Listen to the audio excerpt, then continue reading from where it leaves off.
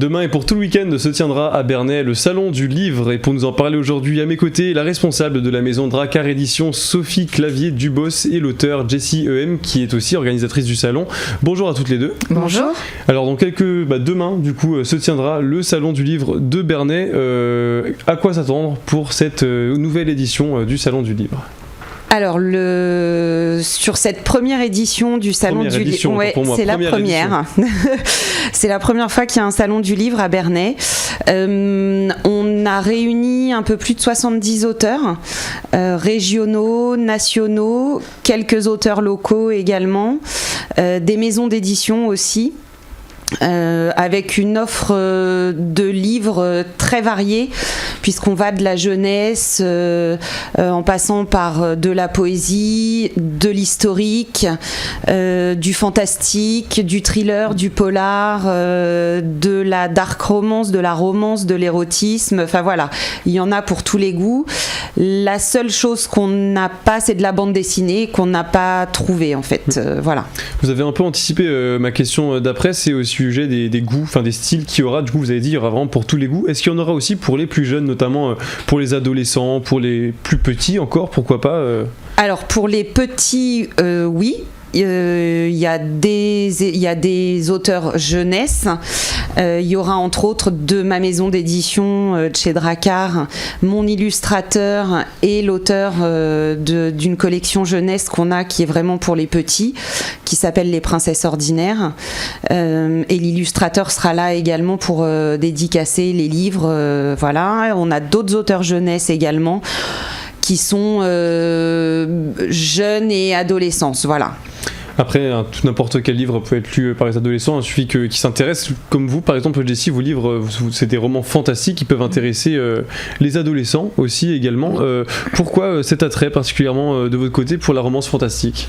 Alors, la romance fantastique, ça m'a toujours intéressée depuis toute petite. Le fait de pouvoir s'évader dans un monde qu'on invente de toutes pièces, en général, ça plaît à tout le monde et surtout aux jeunes. Après, moi, dans mon cas, j'ai 2 sagas, La Meute de l'Ouest et la saga Tiwax. Dans La Meute de l'Ouest, je sais qu'il y a des scènes d'amour qui ne seront pas forcément adaptées à un public très jeune. Après, j'ai des lectrices de 13, 14, 15 ans qui les lisent sans souci. Et dans la saga Tiwax, justement, j'ai fait attention aux scènes d'amour, à ce qu'il n'y ait pas de mots ou de termes qui puissent choquer, pour vraiment que ce soit accessible au plus grand nombre.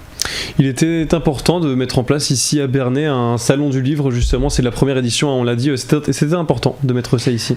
Alors oui, déjà parce qu'on a quand même fait un petit sondage avant de se lancer dans l'organisation de ce salon, et effectivement on s'est rendu compte que beaucoup d'habitants de Bernay attendaient ce type de manifestation sur la ville, et des gens aux alentours aussi, puisqu'en fait quand on regarde un peu sur la Normandie, en tout cas dans notre partie de la Normandie, il y a peu de salons du livre.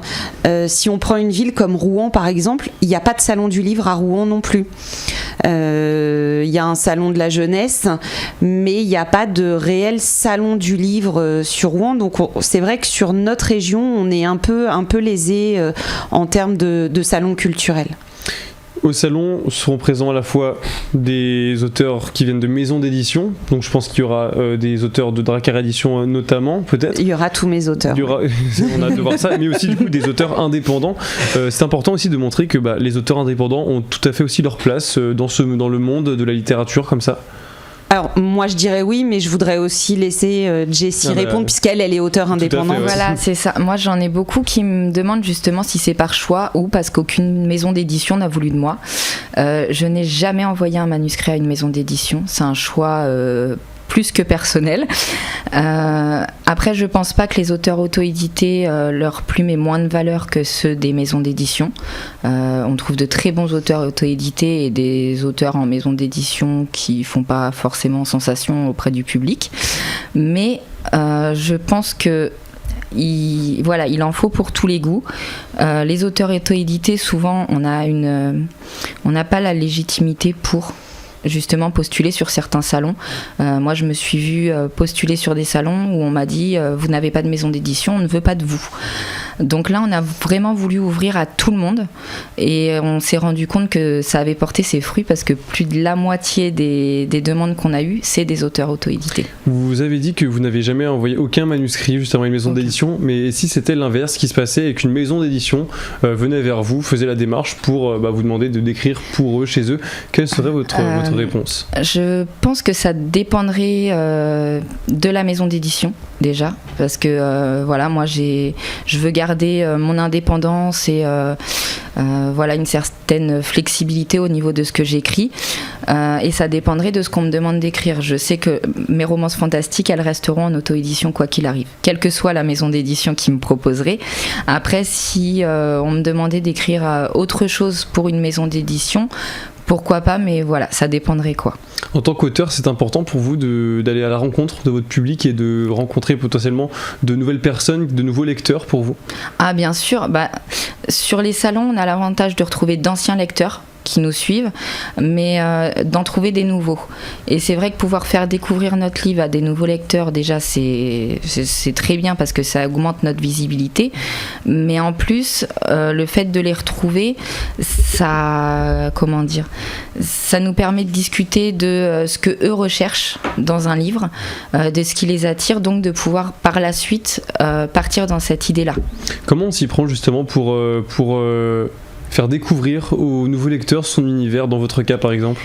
Dans mon cas, c'est beaucoup les réseaux sociaux, parce que c'est vrai que quand on n'a pas de maison d'édition, on n'a pas justement ce diffuseur qui nous soutient. Donc ça va être principalement les réseaux sociaux, des services presse, donc des chroniqueurs qui vont découvrir mon livre et en faire des retours, et le bouche à oreille des lecteurs sur les salons ou sur des séances de dédicaces.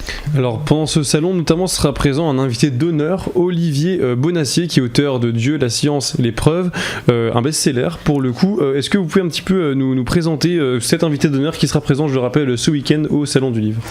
Oui, alors en fait Olivier Bonacier a écrit ce livre qui est aujourd'hui un best-seller puisqu'il a été vendu déjà à plus de 150 000 exemplaires depuis sa sortie. C'est un livre en fait qui met en relation Dieu et la science, mais qui ne prône pas la religion catholique ni la science en tant que telle. Il est accessible à tous, donc ça je pense que c'est important de le dire parce que le titre peut éventuellement faire peur à des lecteurs, mais c'est un livre qui est accessible à tous et qui permet justement de démontrer par des preuves scientifiques toute l'histoire de la religion, que la science ne peut pas prouver que Dieu existe, mais elle peut pas non plus prouver que Dieu n'existe pas. C'est très contradictoire tout ça justement. Quelle serait l'importance, si on peut dire, d'un invité d'honneur comme ça dans un salon du livre, en plus dans la première édition de ce salon ? Alors justement, sur une première édition, je trouve que c'est d'autant plus important d'avoir un auteur de best-seller parce qu'il peut aussi faire venir un public plus large, qui permettra aussi que les visiteurs qui viennent le rencontrer, ils vont quand même aussi aller sur le reste du salon. Je trouve que pour d'autres auteurs, c'est aussi intéressant de pouvoir discuter avec un auteur de best-seller parce que l'échange d'expérience est toujours enrichissante et en plus on a la chance que cet auteur soit quelqu'un de très abordable et qui nous ait fait l'honneur de venir sur le salon à Bernay. C'est vraiment, à mon sens en tout cas, c'est vraiment un plus. Ça peut rajouter aussi, on peut dire, une espèce de crédibilité peut-être à votre salon, comme c'est la première édition que vous organisez. Oui, peut-être. Là-dessus, je saurais pas répondre. Je sais pas si en fait ça donne plus de crédibilité.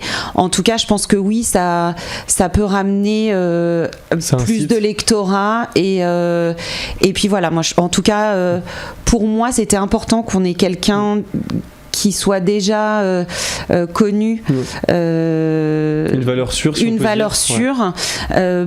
Aussi, juste vraiment, c'est ce que je disais tout à l'heure pour l'échange entre les lecteurs, entre les auteurs. Au niveau des horaires du coup de salon qui se passera ce week-end, est-ce que vous pouvez un petit peu nous donner des précisions ? Oui, alors le samedi, le salon sera ouvert de 10h à 18h sans interruption et le dimanche de 10h à 17h. Alors le dimanche on le ferme plus tôt parce que comme il y a des auteurs qui viennent pas forcément de la région, il faut qu'ils aient le temps de pouvoir rentrer. Et il y aura de la possibilité de restauration sur place pour les visiteurs également. Le rendez-vous est donné. Merci beaucoup à toutes les deux d'avoir été avec nous.